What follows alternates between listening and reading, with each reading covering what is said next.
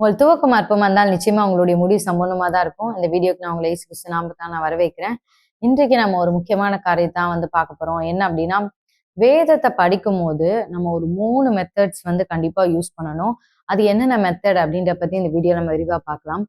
முதல்ல பார்த்தீங்க அப்படின்னா, நிறைய கிறிஸ்தவங்களுக்கு ஏன் ஒரு சில நேரம் நமக்கு ஆண்டவர்ட்ட சரியான பதில் கிடைக்க மாட்டேங்குதுன்னா, இந்த 3ல ஒரு சில பேர் 2 யூஸ் பண்ணுவாங்க. ஒரு சில பேர் ஒரே ஒரு மெத்தட் தான் யூஸ் பண்ணுவாங்க. கொஞ்சம் சதவீத மக்கள் தான் இந்த 3யுமே யூஸ் பண்ணுவாங்க. இந்த 3யுமே யூஸ் பண்ணும்போது தான் ஆண்டவர்ட்ட நமக்கு ஒரு நிறைவான ஒரு பலன் கிடைக்கும். என்ன மெத்தட் அப்படின்னு பார்த்தீங்கன்னா, இந்த பைபிள் ஃபுல்லாமே நம்ம படிச்சு முடிக்கணும். படிச்சு முடிக்கணும். இதுல உள்ள எல்லா சம்பவங்களுமே நமக்கு தெரிஞ்சிருக்கணும். ஆஹ் இப்ப ஒரு ஒரு கிறிஸ்தவ பின்னணியிலே இப்ப வளர்றாங்கன்னா, இப்ப கரண்டா உங்க பிள்ளைகள் நீங்க புதுசா நீங்க ரட்சிக்கப்பட்டிருந்தாலும், உங்களுடைய பிள்ளைங்கள் இப்ப இருந்தே சண்டே கிளாஸ் இதெல்லாம் போக ஆரம்பிச்சிட்டாங்க அப்படின்னா, அவங்களுக்கு அறிஞ்சோ அறியாமையோ நிறைய ஸ்டோரிஸ் அவங்க கவர் பண்ணிடுவாங்க. அப்படிங்கிறப்ப அவங்க ஒரு 20 வயசு, ஒரு 25 வயசுன்னு ஆகுறப்ப அவங்களுக்கு பைபிள்ல உள்ள சம்பவங்கள் நிறைய தெரிஞ்சிருக்கும். அந்த சண்டே கிளாஸ் மூலமாவே அவங்க நிறைய கத்துருப்பாங்க. ஆனா இப்ப நீங்க இப்பதான் ஒரு 30 வயசு 25 வயசுல தான் நீங்க புதுசா ஆண்டவர்ட்ட வரீங்க அப்படின்னா அந்த அந்த ஸ்டோரிஸ் எல்லாமே தெரிஞ்சிருக்காது.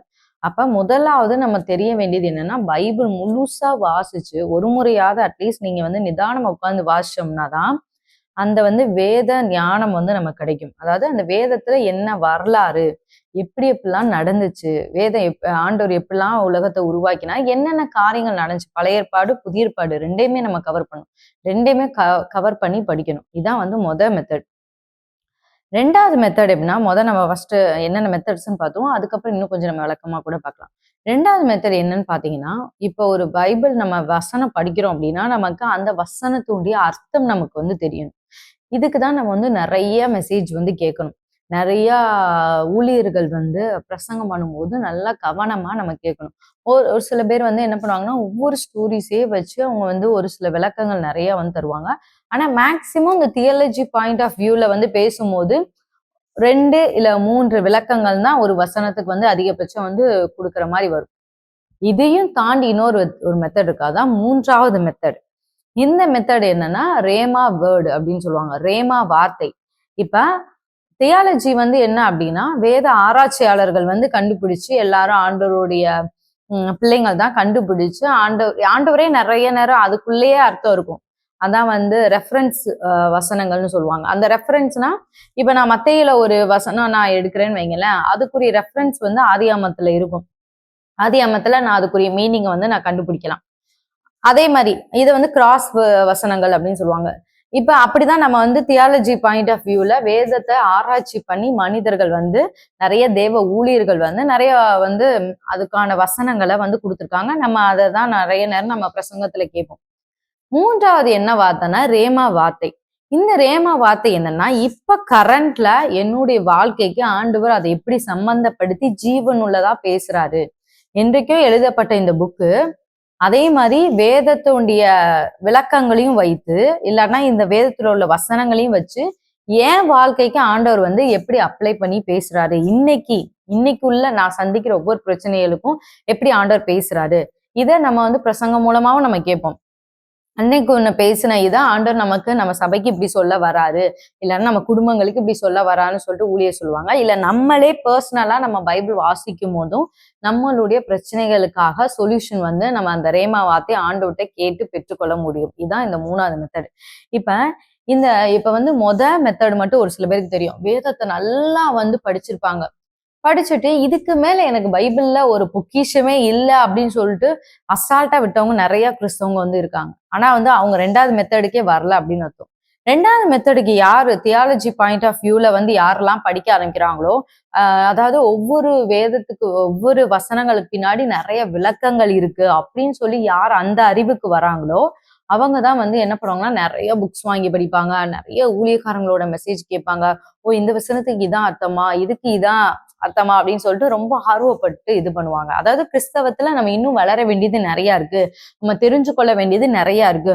வெறும் நான் இந்த பைபிளை நான் ஒரு 10 டைம் படிச்சுட்டேன் அப்படின்றக்கா நான் இது சாதாரண ஒரு கதை புக்கு மாதிரி தூக்கி வைக்க முடியாது அப்படின்னு சொல்லி இன்னும் நான் படிக்கணும் அப்படின்ற ஒரு ஆர்வத்தோட இருப்பாங்க. இது 2வது வரைக்கும் வரவங்க. இப்ப இந்த 2 மட்டும்தான் நான் பண்றேன். ஆனா இந்த 3வது அந்த ரேமா வார்த்தைக்கு வரல அப்படின்னா, வெறும் ஆண்டவருடைய சத்தியங்கள் உங்களுக்கு தெரிஞ்சிருக்கும். எல்லா பிப்ளிக்கல் நாலேஜும் உங்களுக்கு ரொம்ப, அதாவது அட்டை டு அட்டை படிக்கணும்னு சொல்லுவாங்கல்ல, அந்த மாதிரி ஃபுல்லா வந்து இருப்பாங்க. ஆனா கரண்ட் சொல்யூஷனுக்கு ஆண்டவர் என்ன அதாவது கரண்ட்ல ஃபேஸ் பண்ற பிரச்சனைகளுக்கு ஆண்டவர் என்ன பதில் சொல்ல வராருன்னு அவங்களால கண்டுபிடிக்க முடியாது. இதுதான் இந்த 3வது ரேமா வார்த்தை. இந்த பரிசுத்த ஆவியானவர் துணையோடு நம்ம கண்டுபிடிக்க வேண்டிய ரேமா வார்த்தை இது. ஆவியானவர் இல்லாம இந்த ரேமா வார்த்தை கண்டுபிடிக்க முடியாது. ஒரு சில பேர் ஆவியானவரே இல்லைன்னு சொல்லிட்டு இருக்காங்க. அவங்களுக்குலாம் ஆண்டவர் எப்படி பேசுறாருன்னு எனக்கு தெரியல. அவங்க இந்த ஃபர்ஸ்ட் 2 மெத்தட வச்சே அவங்க கடைசி வரைக்கும் காலத்தை ஓட்டுறாங்க. ஆனா அதையும் தாண்டி ஏசப்பா நமக்கு சொல்லிட்டு போனாரு, நான் தேற்றரவாளனாகிய ஆவியானவரை நான் உங்களுக்கு அனுப்புறேன். அவர் வந்து சகல சத்தியத்துக்குள்ளேயும் உங்களை வழி நடத்துவான்னு சொன்னார். அப்ப இந்த 3வது இன்னைக்கு நான் சந்திக்கிற ஒவ்வொரு பிரச்சனைகளுக்கும் 2000 வருஷங்களுக்கு முன்பாக எவ்வளவோ வார்த்தைகள் நடந்துச்சு, எவ்வளவோ சம்பவங்கள் நடந்துச்சு. அது மூலமா ஆண்டவர் என்கிட்ட பேசுவாரானா நிச்சயமா பேசுவார். இப்ப நான் வந்து என்னுடைய லைஃப்ல ஒன்றும், இன்னொருத்தவங்களுடைய லைஃப்ல நடந்ததையும் நான் வந்து 2 எக்ஸாம்பிளா நான் உங்களுக்கு வந்து கொடுக்குறேன். அதை உங்களுக்கு பார்க்கும்போது உங்களுக்கு கண்டிப்பா நான் இப்ப என்ன சொல்ல வரேன்றது உங்களுக்கு வந்து ரொம்ப நல்லா புரியும். ஒரு முறை என்ன ஆச்சு அப்படின்னா, ஒரு விஷயத்துக்காக நான் ரொம்ப வந்து டென்ஷனா வந்து யோசிச்சுட்டு இருக்கேன். ஆண்டவரே இதை செய்யலாமா வேண்டாமா இல்ல வெயிட் பண்ணவா அப்படின்னு, உங்க சித்தம் என்ன அப்படின்னு சொல்லுங்கன்னு சொல்லிட்டு யோசிச்சுட்டே இருக்கேன். யோசிச்சுட்டே இருந்து ஆண்டவர்ட்ட வந்து நான் கேட்டுட்டே இருக்கேன். அன்னைக்கு நான் வந்து பைபிள் வாசிக்கும் போது இந்த வசனம் வருது. 1 சாமுவேல் 10ஆம் அதிகாரம் 8ஆம் வசனத்துல இருக்கு. சாமுவேல் வந்து சவுலை பார்த்து சொன்ன வார்த்தை அது என்னன்னா, நீ எனக்கு முன்னே கீழ்காலுக்கு இறங்கிப்போ, சர்வாங்க தகன பலிகளையும் சமாதான பலிகளையும் செலுத்தும்படிக்கு நான் உன்னிடத்தில் வருவேன். நான் உன்னிடத்தில் வந்து நீ செய்ய வேண்டியதை உனக்கு அறிவிக்கு மட்டும் 7 நாள் காத்திரு. அப்ப அந்த நேரத்துல எனக்கு ஏற்கனவே தோணுது, ஆண்டவர் வந்து வெயிட் பண்ண சொல்ற மாதிரி தான் எனக்கு தோணுது. அப்ப அந்த ஸ்பாட்ல என்னை செய்ய சொல்ற மாதிரி எனக்கு தோணல. நான் ஒரு மாதிரி ரெஸ்ட்லெஸ்ஸா நான் ஃபீல் பண்றேன். அப்பதான் நான் கேட்கிறேன், காத்திருக்கேன்னா நான் எவ்வளவு நாள் ஆண்டவரே காத்திருக்குது, அதையும் எனக்கு வந்து சொல்லுங்க அப்படின்னு சொல்லி கேட்டுட்டே இருக்கேன். கேட்டுட்டே இருக்கும் போது ஆண்டவர் இந்த வார்த்தை தராரு, 7 நாள் காத்திரு அப்படின்னு சொல்லிட்டு. அப்ப சரின்னு சொல்லிட்டு எனக்கு அப்பவே வந்து காத்திருக்க முடியல. சரி ஓகே, நம்ம 7 நாள் நம்ம வெயிட் பண்ணுவோம் அப்படின்னு சொல்லிட்டு நான் வெயிட் பண்ணிட்டு இருக்கேன். அப்ப கரெக்டா 7வது நாள் ஆகுது. நம்ம 7 நாள் ஆண்டவர் காத்திருக்க சொன்னாரே, ஆண்டவர் இப்ப என்ன சொல்ல வராரு நம்ம பார்ப்போம் அப்படின்னு சொல்லிட்டு இது பண்ணிட்டு நான் எப்பயும் போல ஜெபிச்சுட்டு, அப்புறம் வந்து எப்பயும் போல நான் வந்து பைபிள் வாசிக்கிறேன். பைபிள் வாசிக்கும் போது ஆண்டவர் வந்து இந்த வார்த்தையின் மூலமா பேசுறாரு. ஆதியாகமம் 8ஆம் அதிகாரம், அதாவது நான் அன்னைக்கு பைபிள் வாசிக்கல, வாசிச்சது மூலமா பேசல. ஆண்டவர் வந்து இத வந்து எனக்கு ஞாபகத்துல கொண்டு வராரு. எப்படின்னா, நோவா வந்து ஒரு புறாவை வந்து வெளியே அனுப்புவாரு. 8ஆம் அதிகாரத்துல இருக்கு. நோவா பேழையில தண்ணி ஃபுல்லா வந்ததுக்கு அப்புறம் சரி வெளியே வந்து தண்ணி வந்து குறைஞ்சிருச்சா என்னன்னு சொல்லி செக் பண்ணுவோம் அப்படின்னு சொல்லிட்டு ஃபர்ஸ்ட் டைம் என்ன பண்ணுவோம்னா காக்காவை அனுப்புவாரு. இந்த காக்கா என்ன பண்ணுவோம் அப்படின்னு சொல்லிட்டா வரவே வராது. அதுக்கடுத்து புறாவை வந்து அனுப்புவாரு. இந்த புறா என்ன பண்ணும்னா ஃபர்ஸ்ட் போயிட்டு நிக்க இடம் இல்லாம உள்ள வந்துரும். அதுக்கப்புறம் பின்னும் 7 நாள் பொறுத்து 10ஆம் வசனத்துல இருக்க, பின்பு 7 நாள் பொறுத்து மறுபடியும் புறாவை பேழையிலிருந்து வெளியே விட்டான். அந்த புறா சாயங்காலத்தில் அவனிடத்தில் வந்து சேர்ந்தது. இதோ அது கொத்தி கொண்டு வந்த ஒரு ஒலிவ மரத்தின் இலை அதன் வாயில் இருந்தது. அதனாலே நோவா பூமியின் மேல் ஜலம் குறைந்து போயிற்று என்று அறிந்தான். இந்த இடத்துல பாத்தீங்கன்னா நல்லா தெளிவா தெரியும். ஃபர்ஸ்ட் வந்து என்ன பண்ணாரு, ஃபர்ஸ்ட் டைம் புறாவை அனுப்புறாரு. அதுக்கப்புறம் புறா வந்து திருப்பி வந்து வந்துருச்சு. செகண்ட் டைம் புறாவை அனுப்பும் போது அது வாயிலிருந்து ஒரு ஒலிவ இலையை குத்திட்டு வருது. நீங்க நிறைய இடத்துல பாத்தீங்கன்னா ஏதாவது கம்பெனில, ஏதாவது ஒரு ஹாஸ்பிட்டல்ல, ஏதாவது ஒரு சர்ச்சில் வந்து ஒரு சிம்பிள் மாதிரி போட்டிருப்பாங்க. ஒரு புறா இருக்கும், கீழே வந்து ஒரு லீஃப் மாதிரி இருக்கும். நிறைய பேருக்கு இதை பார்த்தாலே இது என்னன்னு தெரியாது. நம்ம பைபிள் உள்ள சம்பவம் நிறைய ஸ்கூல்ஸ்ல எல்லாம் கூட வந்து இருக்கும். நிறைய யூனிவர்சிட்டி காலேஜ்ல எல்லாம் நிறைய அந்த சிம்பிள் வந்து வச்சிருப்பாங்க. அது வந்து என்னன்னா சிம்பிள் ஆஃப் பீஸ். அதை வந்து ஒரு சமாதான ஒரு சின்னம், அடையாளம். அதாவது அப்ப நமக்கு ஃபர்ஸ்ட் இந்த ஸ்டோரி வந்து நம்ம தெரிஞ்சிருந்தோம்னு வைங்களேன், ஓ நோவா வந்து புறாவை வெளியே விட்டு அது வந்து ஒலிவ இலை குத்திட்டு வந்ததுதான் இது அப்படின்னு இந்த ஒரு கதை தெரிஞ்சுனாதான் ஃபர்ஸ்ட் பாயிண்ட் நம்ம கண்டுபிடிச்சோம்னு அர்த்தம். நமக்கு ஓரளவுக்கு ஒரு வேத அறிவு இருக்கு, அந்த வேத வரலாறு தெரியுது அப்படின்னு வந்து அர்த்தம். இப்ப நான் 2வது தியானிக்கனா, அதாவது நான் என்னுடைய இந்த இதுக்கு வரேன். 2வது வந்து தியானிக்கனா தியாலஜி பாயிண்ட் ஆஃப் வியூல இந்த வசனத்துக்கான அர்த்தம் என்னன்னு நம்ம பார்த்தோம்னா, புறான்றது பரிசுத்த ஆவியானவர். நம்ம புதிய ஏற்பாட்டுல பாக்குறோம், ஆவியானவர் புறாவை போல ஏசப்பா மேல வந்து இறங்குனதை நம்ம பாக்குறோம். அப்ப புறா வந்து பரிசுத்த ஆவியானவர். ஒலிவ இல்லை அப்படின்றது ஒரு சமாதான சின்னத்தை காமிக்குது. அப்ப இது வந்து என்னன்னா ஆவியானவர் நமக்கு வந்து ஒரு சமாதானம், ஓகே, அடையாளத்தை காண்பிக்கிறாரு, ஒரு கிரீன் சிக்னல் நமக்கு காமிக்கிறாரு. அதனால இந்த அதுலயே கீழே இருக்கும் பாருங்க, அதனாலே நோவா பூமியின் மேல் ஜலம் குறைந்து போயிற்று என்று அறிந்தான். ஓகே, நம்ம அடுத்து நம்ம சீக்கிரத்துல வெளியே போயிடலாம் அப்படின்னு நோவா வந்து அறிகிறாரு. இது வந்து செகண்ட் பாயிண்ட் ஆஃப் வியூல அறிகிறது. வேதத்து இந்த வசனத்துக்கான அர்த்தத்தை வந்து வேத விளக்கத்தோட அறிஞ்சு கொள்றது, இதுதான் செகண்ட் பாயிண்ட் ஆஃப் வியூ. மூன்றாவது, இப்ப நான் சொன்னேன் பாத்தீங்களா, என்னுடைய லைஃபுக்கு ஆண்டவர் அந்த 7 நாள் கழிச்சு நீ அதை பண்ணு, நான் உனக்கு சமாதானம் தருகிறேன், என்னுடைய சமாதானத்தோட நீ பண்ணு அப்படின்னு வந்து ஆண்டவர் எனக்கு வந்து சொன்னாரு. இப்படிதான் வந்து அந்த ரேமா வார்த்தை என்னுடைய அன்னைக்கு நான் ஜெபிச்ச அந்த பிரச்சனைக்கு கத்தர் கொடுத்து அது வந்து ரேமா வார்த்தை. இப்படிதான் நம்ம வந்து கண்டுபிடிக்கணும். 3 மெத்தட்ஸ்லயுமே வசனத்தை படிக்கும் போது அது ரொம்ப யூஸ்ஃபுல்லா இருக்கும். அடுத்து இன்னொரு சகோதரிக்கு நடந்ததை நான் சொல்றேன். அவங்க வந்து என்ன பண்ணியிருக்காங்கன்னா, ஒரு முறை வந்து ஒரு வாகனம் வாங்கலாம் அப்படின்னு சொல்லிட்டு வந்து ப்ரேயர் பண்ணிக்கிட்டு இருந்திருக்காங்க. அப்ப ப்ரேயர் பண்ணும்போது செகண்ட்ஸ்ல வாங்கலாமா இல்ல புதுசாவே வாங்கலாமா அப்படின்னு சொல்லி நினைச்சிட்டு இருந்திருக்காங்க. இவங்களுக்கு ரொம்ப கன்ஃபியூஷனா இருந்திருக்கு. சரி என்ன பண்ணலாம் அப்படின்னு சொல்லி யோசிச்சுட்டு இருக்கும் போது ஆண்டவர் இந்த வசனத்தை வந்து காமிச்சிருக்காரு. உங்களுக்கு எதிரே இருக்கிற கிராமத்துக்கு போங்கள், அதில் பிரவேசித்த உடனே மனுஷர் ஒருவரும் ஒரு காலும் ஏறியிராத ஒரு கழுதை குட்டி கட்டியிருக்க காண்பீர்கள், அதை அவிழ்த்து கொண்டு வாருங்கள். இந்த வசனம் உங்களுக்கு ரொம்ப ஹைலைட்டா இருந்திருக்கு. இப்ப நான் சொன்னதுமே உங்களுக்கு ஒரு டவுட் வந்திருக்கும், வாகனத்துக்கு இந்த வசனத்துக்கும் என்ன ஒரு ஒரு லிங்க் இருக்கு அப்படின்ற மாதிரி ஒரு சில பேர் கண்டுபிடிச்சிருப்பீங்க. இருந்தாலும் இப்ப நம்ம இதே 3 மெத்தட்ல நம்ம பார்ப்போம்.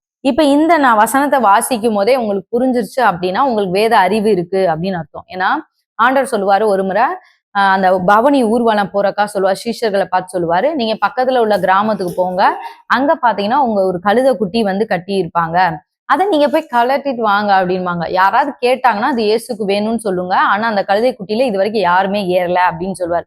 இதுதான் ஏசப்பா அன்னைக்கு சொன்ன காரியம், இது வரலாறு, இது நடந்த உண்மை சம்பவம்.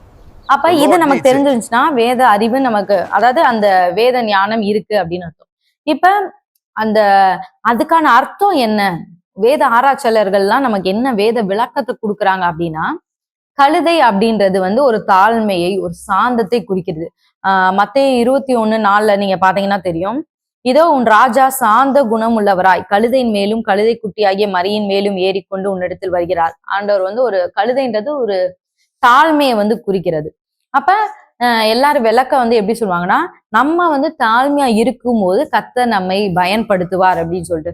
சண்டே கிளாஸ்ல எல்லாம் கூட ஒரு பாட்டு வரும், குட்டி நானையா கழுதை குட்டி நானையா ஏசு ராஜா ஏறி செல்லும் குட்டி நானையா அப்படின்னு சொல்லிட்டு. அதாவது நம்ம எப்பப்பெல்லாம் நம்மளை தாழ்த்துறோமோ, நம்ம தாழ்மையான ஒரு மனிதர்களா இருக்கிறோமோ அப்பெல்லாம் ஆண்டவர் நம்மளை பயன்படுத்துவார் அப்படின்னு சொல்றதா அந்த வசனத்துடைய அர்த்தம். இப்ப நம்ம 2 இது பார்த்துட்டோம். ஃபர்ஸ்ட் வந்து ஹிஸ்டாரிக்கல் பாயிண்ட் ஆஃப் வியூல பார்த்தாச்சு, அடுத்து தியாலஜி பாயிண்ட் ஆஃப் வியூல பார்த்தாச்சு. இப்ப இதுல இருந்து அந்த சகோதரிக்கு ஆண்டவர் என்ன பேசினார் அப்படின்னா, ரேமா வேர்டு, அந்த சகோதரி வந்து என்ன கேட்டிருக்காங்க, ஆண்டவரே செகண்ட்ஸ்ல நான் எடுக்கணுமா இல்ல நான் புதுசா வாங்கணுமா, வண்டி வாங்கணும், எப்படி வாங்குறது அப்படின்னு கேட்டுட்டே இருந்திருக்காங்க ஆண்டவர்கிட்ட. அப்ப ஆண்டவர் சொல்றாரு, இந்த இடத்துல ஹைலைட் பண்ணி காமிக்கிறார், கழுதன்றது ஒரு டிரான்ஸ்போர்ட்டுக்கு அந்த காலத்துல யூஸ் பண்ணியிருக்காங்க. இந்த காலத்துல நம்ம வந்து எல்லாமே யூஸ் பண்றோம், 2 வீலர் கார்ஸ் எல்லாமே யூஸ் பண்றோம். அப்ப டிரான்ஸ்போர்ட்டுக்கான ஒரு இதுதான். இந்த இடத்துல ஆண்டவர் முக்கியமா என்ன சொல்லியிருக்காங்கன்னா, மனுஷர் ஒருவரும் ஒரு காலும் ஏறி இராத கழுதை குட்டி, அப்ப இது வரைக்கும் யாரும் பயன்படுத்தாத கழுதை குட்டி உனக்கு தரேன் அப்படின்னு ஆண்டவர் சொன்னாரு. அதனால சரி நம்ம வந்து செகண்ட்ஸ்ல எடுக்க வேண்டாம், நம்ம புதுசாவே ஆண்டவர் நமக்கு தரப்போறார் அப்படின்னு சொல்லி அந்த சகோதரி வந்து உணர்ந்து கொண்டாங்க. இப்படிதான் வந்து நம்ம வந்து நம்ம இப்ப உள்ள சூழ்நிலைக்கு கர்த்தர் என்கிட்ட என்ன சொல்ல வராரு அப்படின்றத நம்ம பைபிள் மூலம், இந்த ரேம வார்த்தை மூலம் நம்ம வந்து அறிந்து கொள்ளணும். இந்த இது வந்து தெரிஞ்ச கிறிஸ்தவர்கள் வந்து ஈஸியா வந்து நிறைய பிரச்சனைக்கு ஆண்டவர்கிட்ட கேட்டு கேட்டு கேட்டு உட்கார்ந்து ஆன்சர் வாங்கிட்டு போய்கிட்டே இருப்பாங்க அடுத்த லெவல். நிறைய பேர் என்ன நினைப்பாங்கன்னா, ஆண்டவர் என்கிட்ட வந்து ஆடிபிளா தான் பேசணும், நான் ஆண்டவருடைய சத்தத்தை வந்து மகளே நான் உனக்கு இதை செய்ய போறேன் அப்படின்னு சொல்லி ஆடிபிளா தான் பேசணும், வெயிட் பண்ணி நாட்கள் ஓடிரும், வருஷங்கள் ஓடிரும், பைபிளை வந்து எடுக்காம நம்ம இருந்தோம் அப்படின்னா.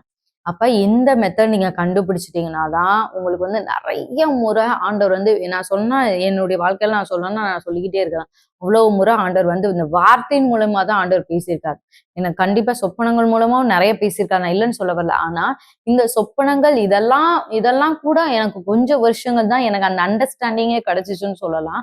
அதுக்கு முன்னாடி வரைக்கும் அந்த சொப்பனங்கள் எல்லாம் நான் அசால்ட்டா நிறைய நாள் வந்து விட்டுருக்கேன். அதாவது எனக்கு யாரும் சொல்லித்தர யாருமே இல்லை, அப்ப அந்த எடுத்து சொல்லித்தர யாருமே இல்லை, நான் அதனால அசால்ட்டா விட்டேன். ஆனா அப்பயும் ஆண்டவர் என் கூட பேசுறாரு, எப்படின்னா வார்த்தையின் மூலமா தான் பேசினாரு. அதுவும் எனக்கு இந்த ரேமா வார்த்தையின் மூலம் கர்த்தர் நம்முடைய கரண்ட்ல நம்ம ஃபேஸ் பண்ற ஒவ்வொரு ப்ராப்ளம்க்கும் ஆண்டவர் சொல்யூஷன் சொல்லுவாரு அப்படின்னு நான் அறிஞ்சு கொண்டதுக்கு அப்புறம் நான் எக்கச்சக்கமான பிரச்சனைகளுக்கு ஆண்டவர்கிட்ட நான் பதில் வாங்கியிருக்கேன். அதனால இன்றைக்கு இப்ப நீங்க இந்த 3 மெத்தட்ல ஒருவேளை 2 மெத்தட் நீங்க யூஸ் பண்ணலாம். ஒரு மெத்தட் மட்டும் வெறும் நீங்க பைபிள படிக்கிறது மட்டுமே நீங்க ஃபோக்கஸ் பண்ணிட்டே இருக்கலாம். ஆனா அதையும் தாண்டி இந்த 3 மெத்தட் யூஸ் பண்ணுங்க. யூஸ் பண்ணும்போது உங்களுடைய கிறிஸ்தவ வாழ்க்கை இந்த வருஷத்துல அடுத்த லெவல் போறத நீங்க பார்ப்பீங்க. உங்கள் வேத அறிவும் வளரும். அது போக இப்ப நீங்க ஃபேஸ் பண்ற பிரச்சனைகளுக்கான ஒரு சொல்யூஷனையும் கர்த்தர் தருவார். இந்த வீடியோ உங்களுக்கு ரொம்ப பிரயோஜனமா இருந்திருக்கும் அப்படின்னு நான் விசுவாசிக்கிறேன். கர்த்தர் தாமே உங்களோட இருப்பாராக.